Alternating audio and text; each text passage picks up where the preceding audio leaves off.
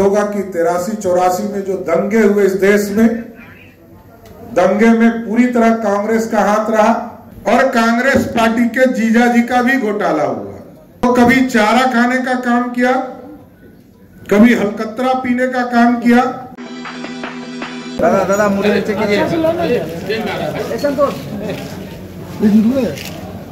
आग्रह करता हूं आदरणीय प्रदेश अध्यक्ष जी से कि वो आज के इस प्रेस को संबोधित करें। आप सभी मीडिया के साथीगण, आज हम लोगों ने महागठबंधन, ये जो नाम बदलकर जो यूपीए हुआ करता था एक जमाने में, नाम बदलकर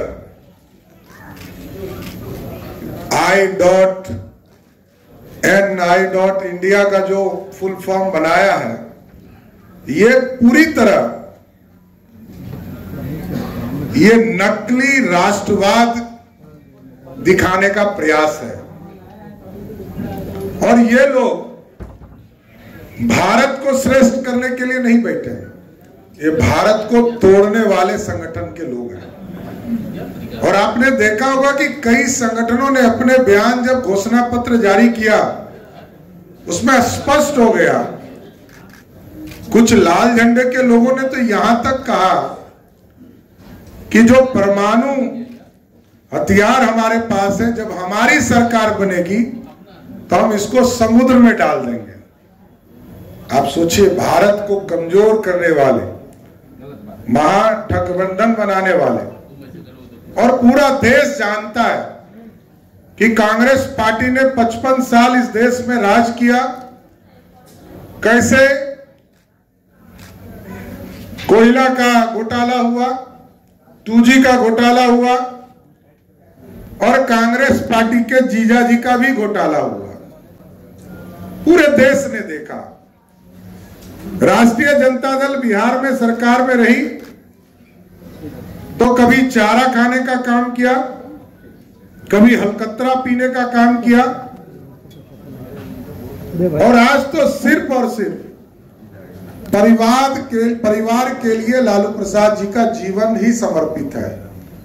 कोई बिहार के कल्याण के लिए कोई काम लालू प्रसाद जी ने लंबे समय तक बिहार की राजनीति में काम किया, लेकिन कभी गरीबों का चिंता नहीं किया। और बिहार में घोटाला का सीरीज बन गया कि मुख्यमंत्री रहते हुए वो चारा के आरोप सिद्ध हुआ, उनको सजा हुआ, और राहुल गांधी की कृपा से जब ऑर्डिनेंस फाड़े गए तो आज लालू जी मुखिया भी नहीं बन सकते। एनडीए के साथियों ने तो जो प्रमाण दिया उससे स्पष्ट था कि लालू जी ने भ्रष्टाचार और घोटाला किया था। तो आज स्पष्ट है कि ये पूरी तरह गठबंधन के पूरे डिटेल में हम लोगों ने जो कांग्रेस के पाप हैं इसको बताने का काम किया। चाहे वो आपको याद होगा कि 83-84 में जो दंगे हुए इस देश में, दंगे में पूरी तरह कांग्रेस का हाथ रहा।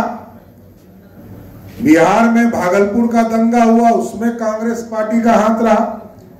जबकि एनडीए की सरकार बनी तो दंगे में जो लोग थे उनको सजा भी देने का काम किया गया और उनको मुआवजा भी देने का काम किया, जिन लोगों के ऊपर एक तरह से अत्याचार हुआ। तो साथियों, एकदम स्पष्ट है कि ये राजद की लूट और भ्रष्टाचार ये पूरी तरह एक एक देश की जनता जान रही है और सब समझ चुके हैं। इस भारत में एक ऐसे प्रधानमंत्री आज हमको मिले हैं, आदरणीय नरेंद्र मोदी जी के नेतृत्व में भारत भी श्रेष्ठ हो रहा है और प्रदेशों की सरकार को भी श्रेष्ठ बनाने का काम किया जा रहा है। और आप लोगों ने देखा कि 2004 से लेकर 14 तक जब बिहार में सरकार और देश में सरकार चल रही थी, तो बिहार जैसे राज्य को 13 फाइनेंस में जितनी राशि मिली, मात्र 7,000 करोड़ रुपया, और उसके बाद जब एनडीए की सरकार बनी तो आप समझ सकते हैं कि आज बजट का लगभग 80% राशि देश के यशस्वी प्रधानमंत्री नरेंद्र मोदी देने का काम। 2,78,000 करोड़ का बजट है बिहार का, जिसमें लगभग 2 लाख करोड़ रुपया भारत की सरकार सहायता करती है, असिस्टेंट देती है, टैक्सों से आता है। आप सोचिए कि बिहार जैसे प्रदेश को विकसित बनाने में नरेंद्र मोदी जी की सरकार लगी। लेकिन कांग्रेस पार्टी एक तो परिवारवाद में विश्वास करती है, दूसरा जो राष्ट्रीय जनता दल उनके गठबंधन के लोग हैं वो पूर्ण रूप से सिर्फ एक परिवार के प्रति ही पूरा जीवन है, कोई दूसरा कुछ नहीं। इसलिए आज इस पूरे एक पूरा ब्रीफ आपको उपलब्ध कराया गया है कि ठगबंधन के लोग पूरी तरह भारत को लूटने का काम करेंगे, नौजवानों को ठगने का काम करेंगे और नौजवानों को यह दिखाया जा रहा है कि हमने ही काम किया है, जबकि 17 महीने में आप स्वयं जानते हैं कि उनके युवराज, राजद के युवराज जिस डिपार्टमेंट में रहे एक भी सरकारी नौकरी की बहाली तक नहीं निकला। और जो पॉलिसीज हम लोगों ने बनाया 2020 में 10 लाख सरकारी नौकरी का कमिटमेंट गरीबों तक पहुंचाने का, नौजवानों तक पहुंचाने का, उसको हम पूरा भी कर रहे हैं। आदरणीय मुख्यमंत्री जी भी लगातार इसकी चर्चा कर रहे हैं। इसलिए साथियों, मैं यही कहूंगा कि आज ठगबंधन पूरी तरह 2024 का चुनाव हारेगा और पहले फेज का जो चुनाव हुआ इसके चारों सीट हम बड़े मार्जिन से चुनाव जीतेंगे। पहले भी जितने चुनाव को आप देखेंगे, चाहे वो एनडीए के स्वरूप में रहा हो या भाजपा अकेले लड़ी हो, पिछला तीनों चुनाव हम उन सभी सीटों पर जीतने का काम किए हैं।